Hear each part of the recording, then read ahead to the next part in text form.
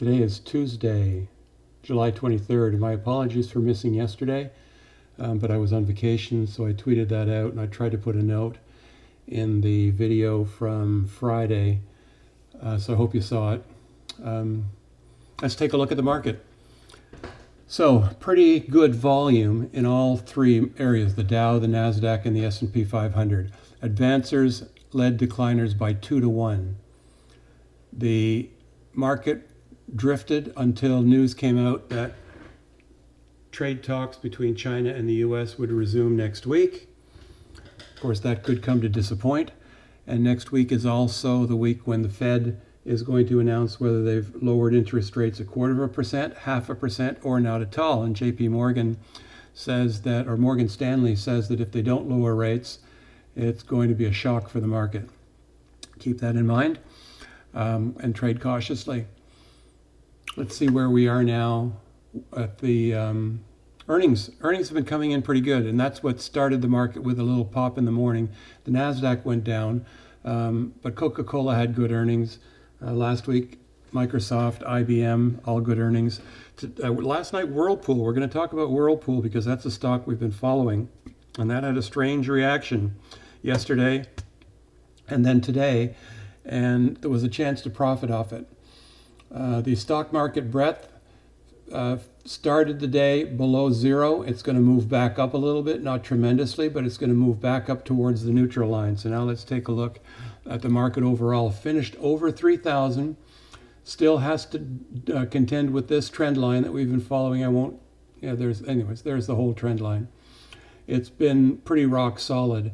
We have not closed over that. You could argue we closed over that trend line, but they're so close. Let's say we haven't closed over that trend line, and that trend line now extends to here. So let's put a alert and say that we want price to cross. Sorry, that's not how we do it. We right click on the trend line and we say create an alert, and we want price to cross or just touch the trend line, and let's get an alert. And today that would have been 3016, so tomorrow it'll be a little bit higher than that. Apple continued to be strong. Let me see if that's given us the real price now. Remember, we had trouble with Apple feeding 208.84. This is the wrong price. So Apple finished at 208.84, up $1.62. So it looks like the candle is correct. This candle right here, this candle is correct. This price is incorrect, unless it's dropped after the market, which is possible. Stopped at the gap, which is where we knew that it would stop. And it would take a lot of strength for it to break through and into the gap tomorrow. And today's volume was pretty low. So nothing to get too excited about. There's no indication that there's any strength in buying Apple.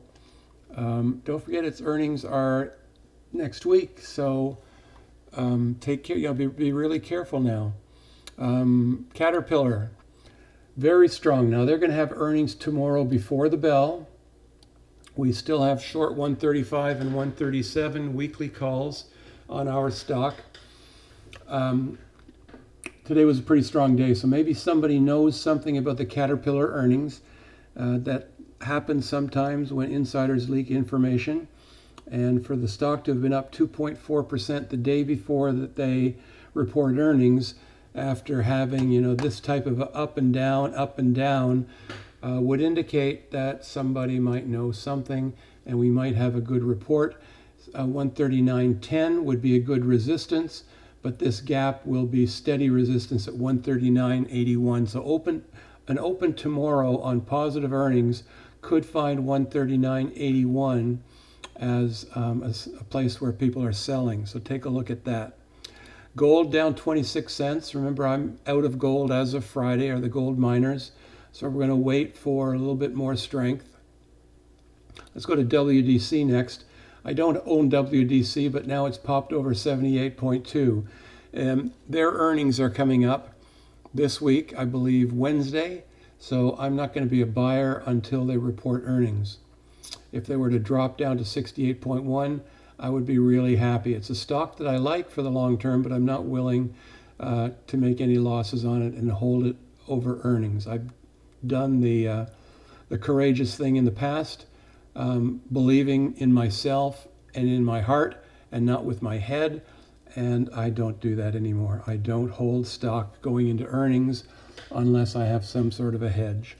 It limits my upside, but it also creates a downside opportunity for me, some sort of protection. So here's our really interesting stock. Look at what happened to Whirlpool today.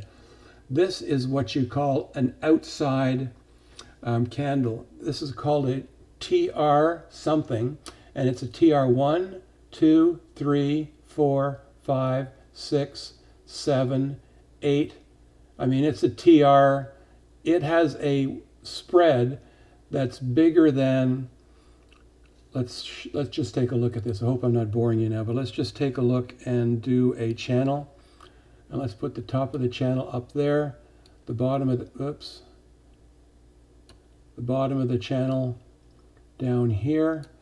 And let's see, let's flatten them out. And this goes back to all the candles since June the 16th have been inside today's range. I'm not sure what that means, other than there's an awful lot of interest in, there had been interest in the stock, then something happened and it crashed down to 138 and then it came back up again. So I would want to be I just got back from vacation, so I haven't read all the reasons why this could have happened, but I would want to be trying to find out what influenced the traders over this period of time. So here's the hourly today. Let's take this out of here. In fact, let's just say that we won't let's keep this on here, but we only want it to show for time frames greater than 1 hour. So we came back and we found support on the 50 EMA daily average, not the hourly average. The 15 EMA daily average is what I plot on all of my charts, is the daily averages. Even though it's a 1 hour chart or a 5 minute chart, you're still going to see the daily averages, because I'm not a day trader. I'm a swing trader, and it's what happens day to day that matters more to me than what happens during the day. Let's take a look at 15 minutes, and we don't have the after hours. So let's, we do have it. Show the extended data. We do have extended data, and we see that after the market, we had this huge pop up all the way up to 159.96. And then this tremendous drop 15 minutes later as low as 145.14. And today's range was even worse. So let's take the Ichimoku out of there and let's just look at this strange movement in the stock. So day to day from Friday, this was Monday. So from Friday, Monday dropped and then boosted in after hours. They did have pretty good earnings. They did have a very good forecast going forward, but there must have been something said in the conference call, and I believe they said that their unit sales in North America were down. And that's a bit of a cause for concern, because they sell in dollars in the United States. They sell for other currencies in the other parts of the world. And when they go to convert that back to dollars, the strong dollar is not going to achieve the same profitability as a low dollar would. So that could be what spooked the markets. And we had this little flag here. Let's draw the flag. Here is the flag that we're seeing today. Looks like that. That could break to the downside. Remember, we saw a flag last week in another stock and a break to the upside because the stock had been moving up and forming the pennant.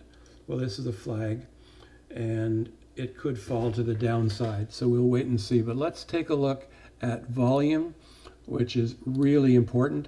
And the volume today and yesterday was quite substantial, more than the 20-day moving average. When you see that, it means that it's big investors who are taking place, are in the market. Mom and pop can never produce the volumes that are over the 20-day average. So mom and pop, that means me and you, right?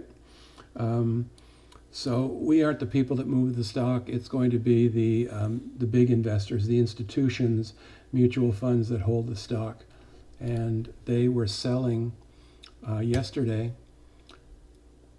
and they were selling today after earnings. Earnings were last night at 4 o'clock. So that's a summary for today. What do we think about tomorrow? Well, I think the China talks, the Fed momentum. I don't know. Netflix had earnings after the bell. They were good today, but I don't know what they said about their subscribers. I think it was Netflix. I read something about earnings after the bell today, but that's what you need to watch. Look and see who reported earnings after the bell today and what kind of sentiment that's going to breed for tomorrow.